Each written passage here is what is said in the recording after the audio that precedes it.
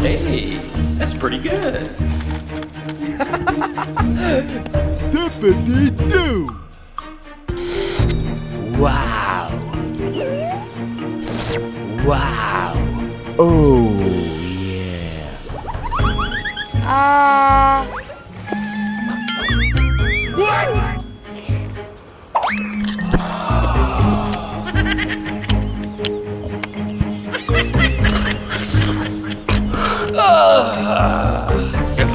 Ngon đấy. Trời ơi.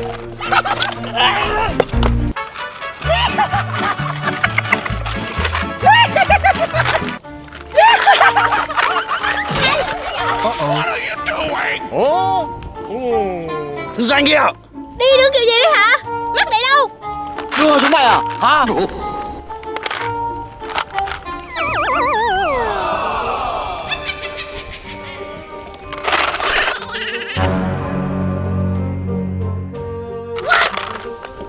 Cái gì kia? Đưa đây xem nào. Đưa đây xem nào. Nope. Nope. Được rồi. Chú này. Quên đi. Wow. Oh no! Trả lại cho tao.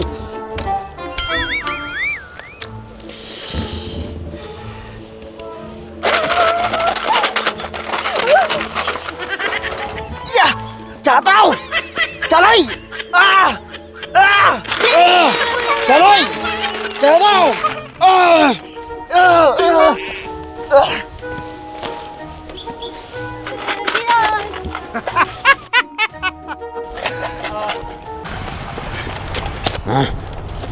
Kẹo đâu?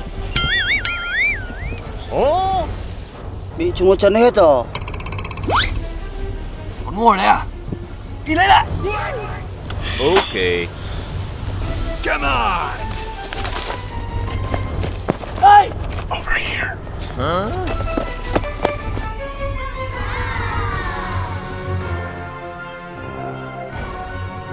Lấy súng đi nhanh lên. Nhanh lên. I've got it! Oh yeah! Fabulous! Ta-da! Good gravy!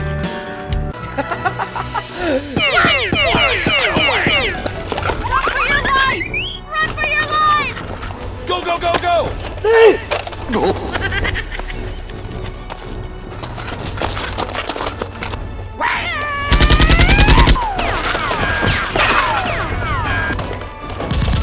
Ồ.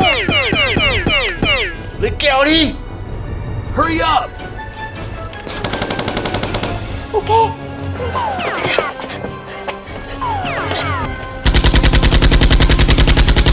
Nhanh lên, nhanh lên.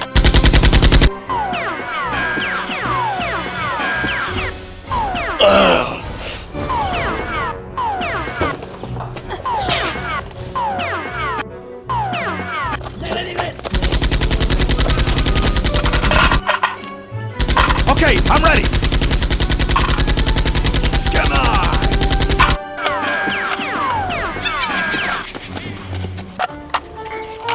Okay.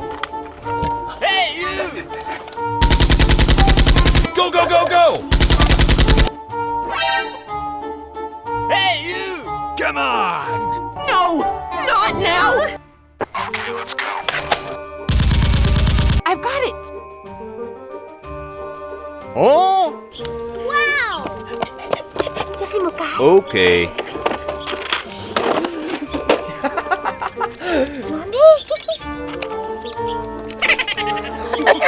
Hey, you!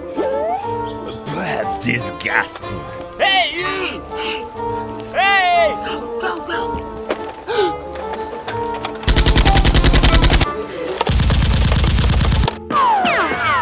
Hey, what happened?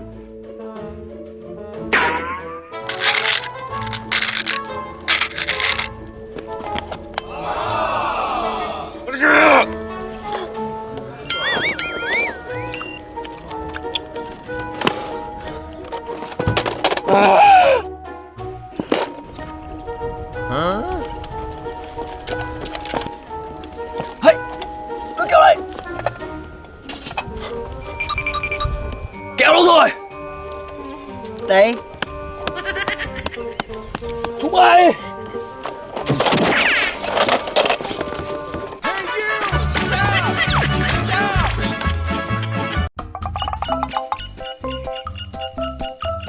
Hello.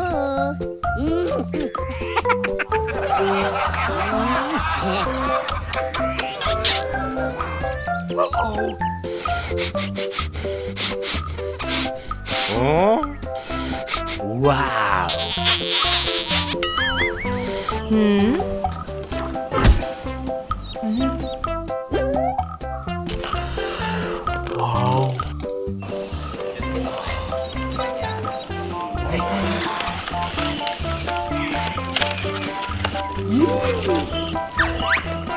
Wow. Oh, yeah.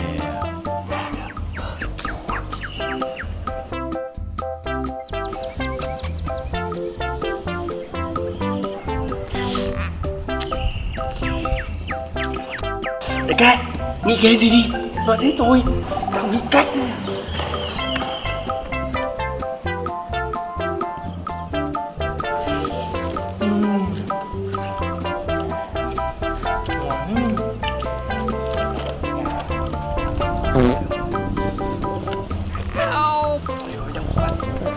Để đấy nhá. Đi vệ sinh. Ê à, ê à.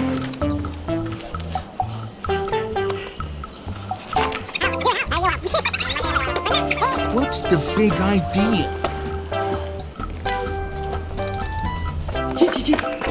Chị, có thể chụp cho em mấy bức ảnh không ạ?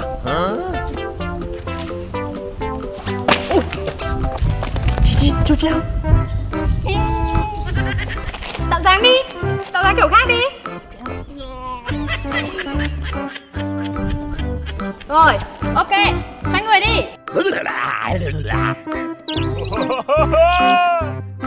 Ok. Đúng rồi. Chú em chưa? Oh, I got it.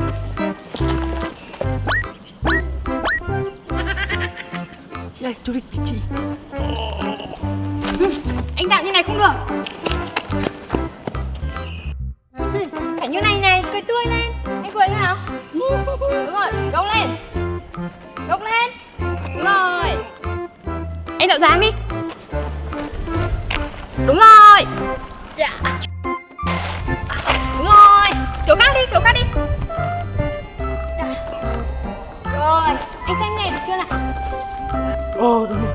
Dạ, em cảm ơn ạ. Em đi ạ. Bye bye.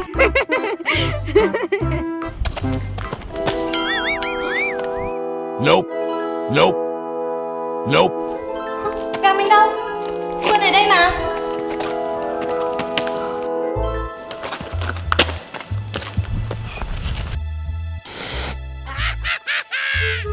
Come on.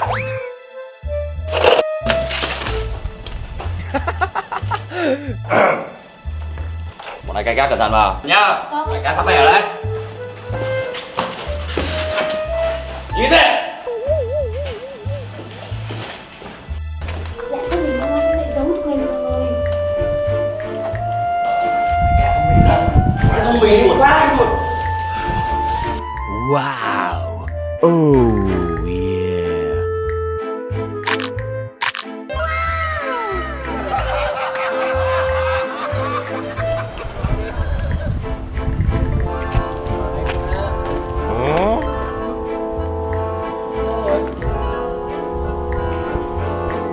Người mới đi vệ sinh xong mà người với gà lại mất tích.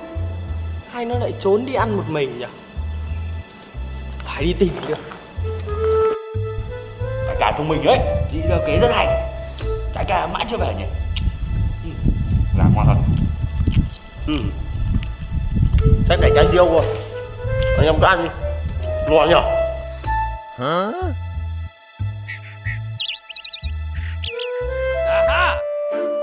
Đứng đây làm cái gì ấy? Đứng cái tắm nắng à?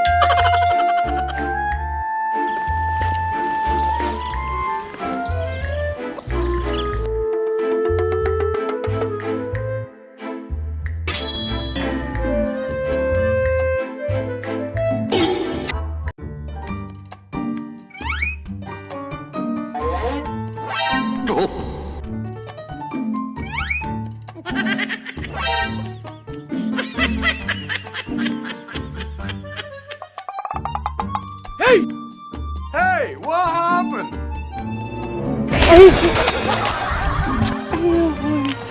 Sợ ta đánh. Ôi, em xin lỗi. Sao lại đứng đây? Gà đâu hết rồi? Bọn kia ăn gà của mình kìa.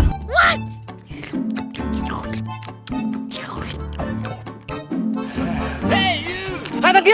Hai đứa kia. Sao chúng mày lấy đuôi gà của tao? Hả?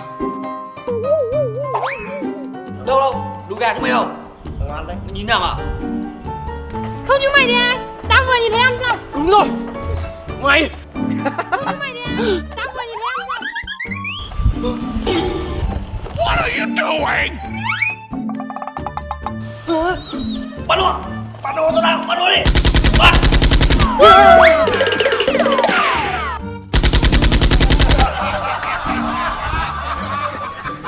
Có chuyện gì vậy anh?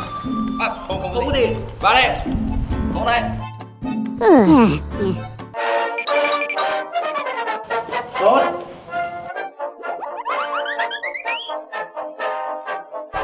Hai thằng đâu? Đuôi gà của tao! Đại ca về rồi. Đuôi gà của tao đâu rồi? Đây anh. Đây đại ca. Hai chúng mày nhá. Dám hết đuôi gà của tao à? Anh đi đâu mà lâu thế? Bọn em chờ anh lâu đấy. Tại anh ấy có ăn thôi mà cũng phải lâu làm bọn em đói quá bọn em ăn hết. Có phải lỗi của em đâu, lỗi của anh ấy chứ. Chúng mày.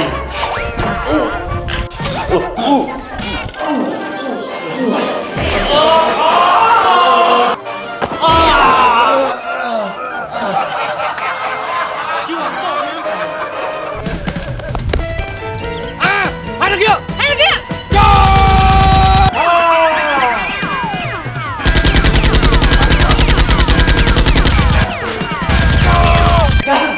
Ủa sao ăn đến nữa rồi? Đi xuống.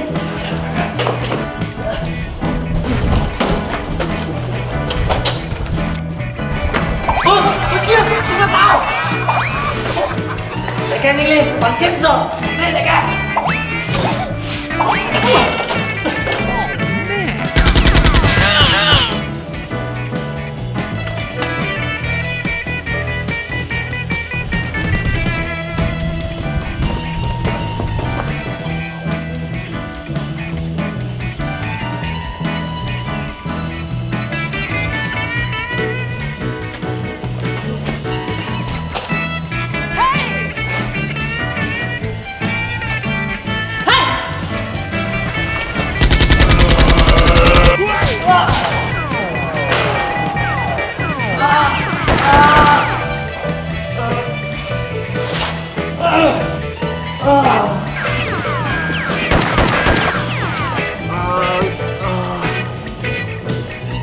Nhắm đi.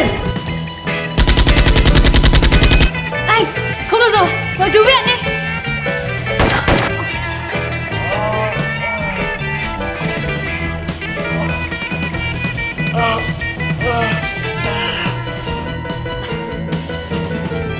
Alo, Spider-Man, help me, help me.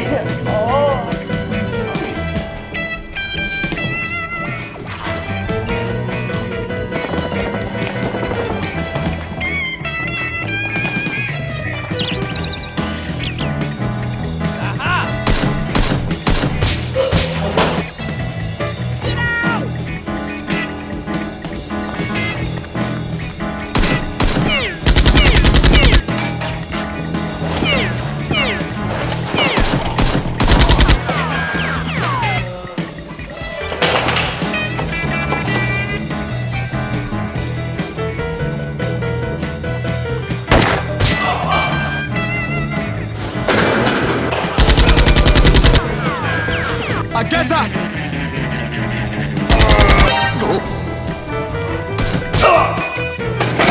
Perfect.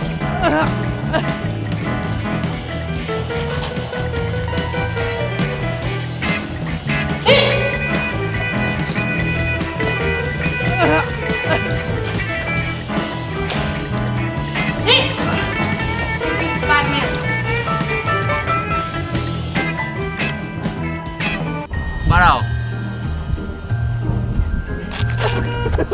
Bắt đầu. Đại ca về rồi à? Cái này, từ đã. Bắt đầu, bọn em có phải sai đâu cả. Bắt đầu. Không phải lỗi của bọn em đâu, lỗi của anh chứ. Bắt đầu. Giờ chậm rồi. Bắt đầu. Bắt đầu. Chậm. Bắt đầu. Bụp. Hiya! Hiya! Watch and learn, boys. Ha. Don't worry, I won't tell anyone. Yeah!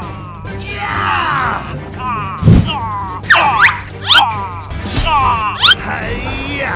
Hiya! Thầy thua rồi. Thầy thua rồi.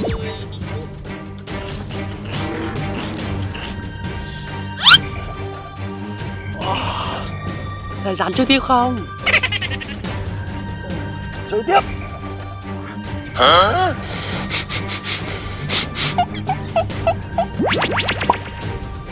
Em thắng rồi. Cho xin nha thầy. Thầy.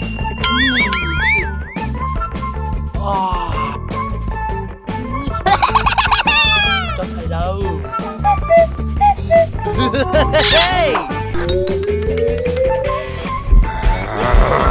They are gonna have to pay for this. Thầy à.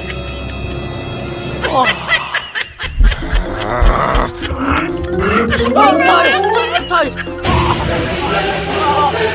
Dám đùa tao à? Thầy, ngạt thở quá. Thầy. Thầy. Thầy. Thầy. Thầy.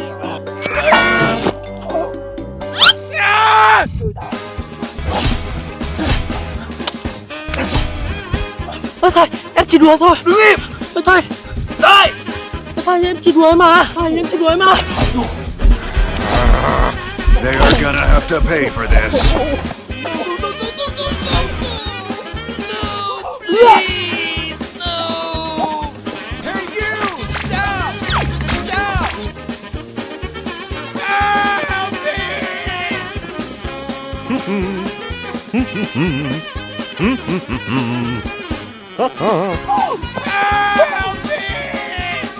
Ooh!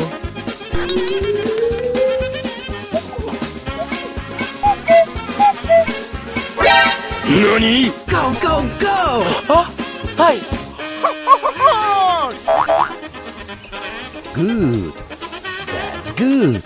Wow, that's so beautiful! Hey, you! Thầy, thật từng men rồi. Này là tượng. Thầy ơi, sao có tựa giữa đường này? I don't know. Tư.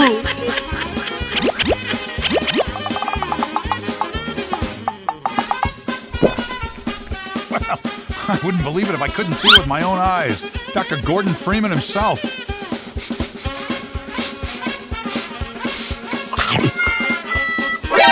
Nani?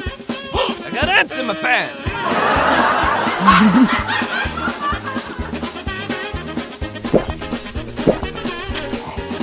You can smell it! Oh no! I owed him up!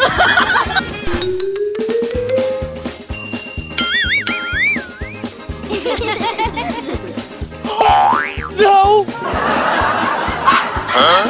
Come on!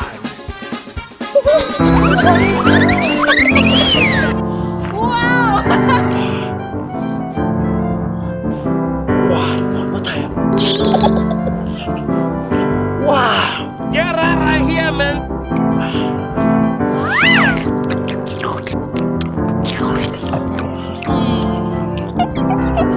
Ngon thầy ạ. Very good. Cho xem rồi đó.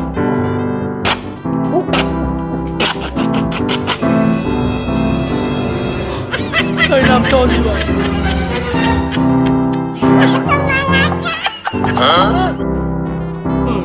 Thầy mất vệ sinh. Thế mặt em.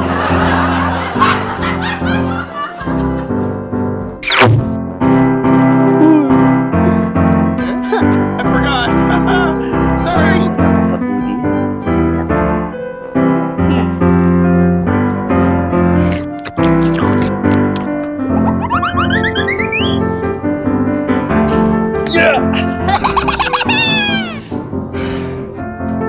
Này mà để bị con đùa.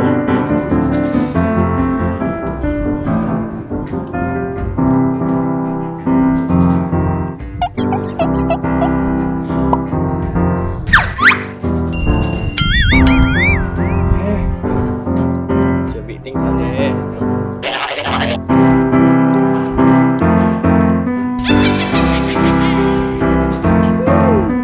Tinh thần mới thôi. Let's go.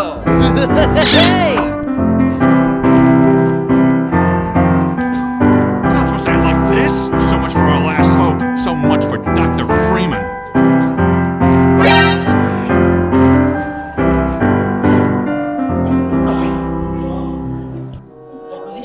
Nope. I owed him up.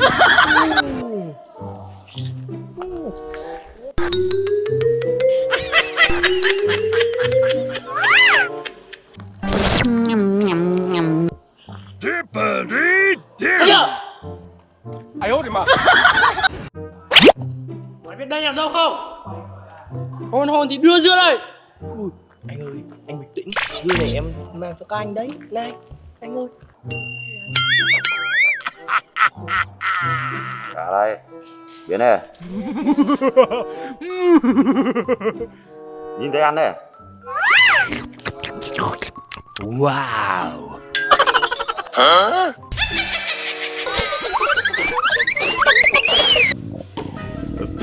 Disgusting. Sao vậy? Ăn dừa đầy bụng quá. Ăn đi. Thầy no để con. Ăn đi.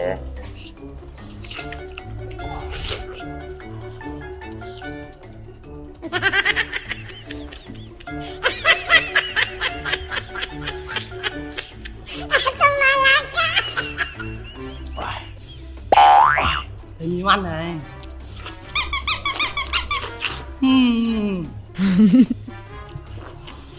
Hey, that's pretty good. Dưa ngon không? Có thấy gì không? Cái gì? Giỏi rồi. Bụng dạ kém.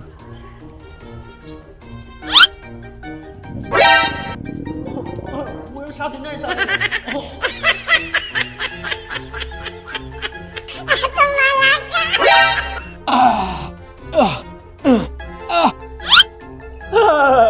Trời ơi, chưa nhá. Thầy, chia nó. Thầy.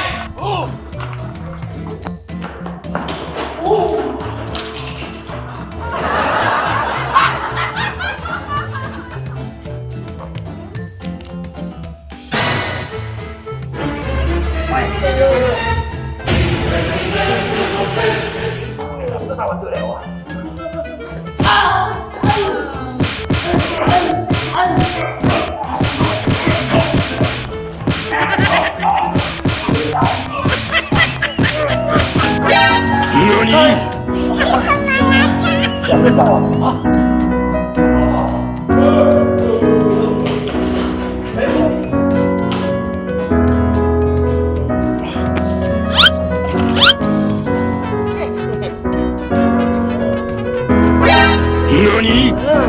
Đây rồi.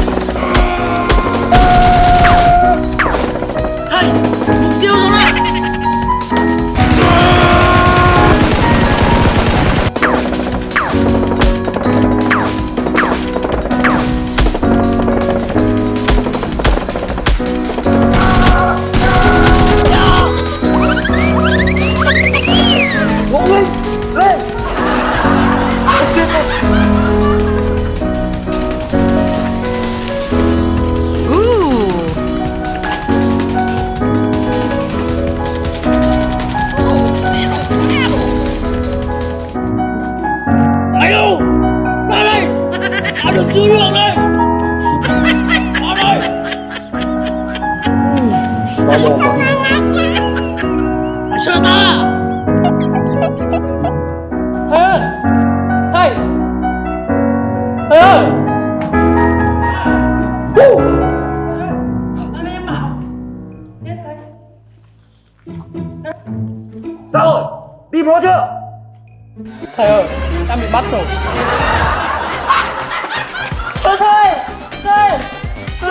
Thầy cứu con! Thầy cứu con! Okay. Ra đây! Ra! Giữ nguyên cái tư thế đấy cho tao! Tư thế đấy! Chuẩn bị lên nào! Cầm ngựa lên! Hướng này! Ăn trộm rồi!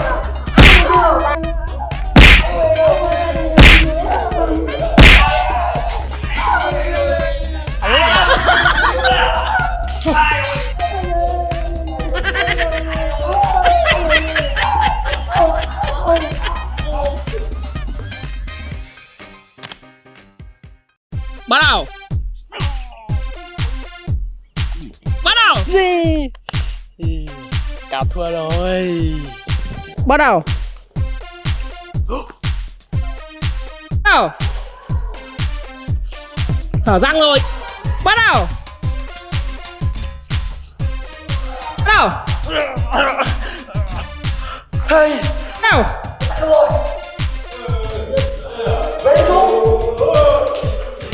Ê, bắt đầu. Quay bắn luôn nhá. Kệ Hoàn đây, bắn đây, bắn đây, bắn đây, bắn đây, bắn đây. Bắt đầu. Mày sợ tao đúng không?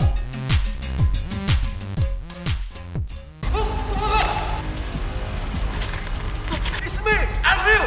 Fight! No! You fight!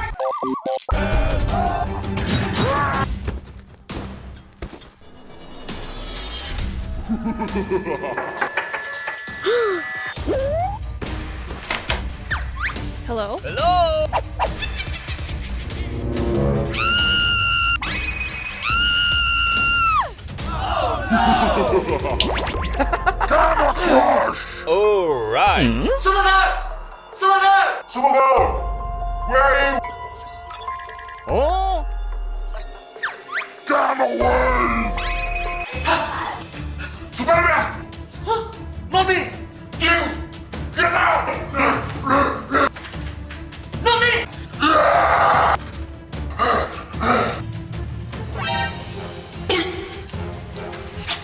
What's up?